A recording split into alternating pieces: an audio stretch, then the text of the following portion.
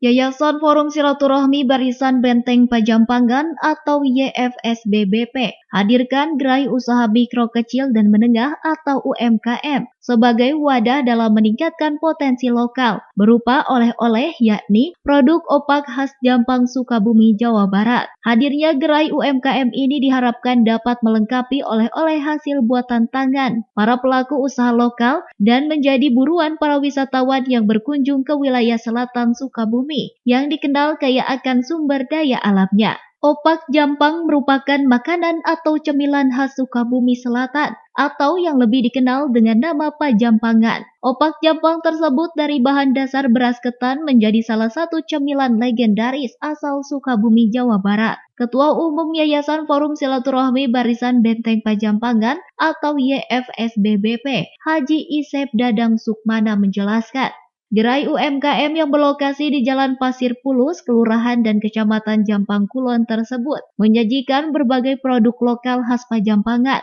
mulai dari makanan hingga kerajinan tangan dengan harga yang sangat terjangkau. Ya, mungkin di sini berkualitas semua ya, terpilih.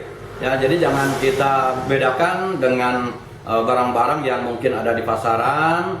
Ya, ini sama juga dia khas Jampang juga, tapi kalau di sini yang terpilih dan berkualitas. Mungkin harapan saya, tolong dari pihak pemerintah, tolong saya perhatikan juga demi kemajuan masyarakat Pajampangan.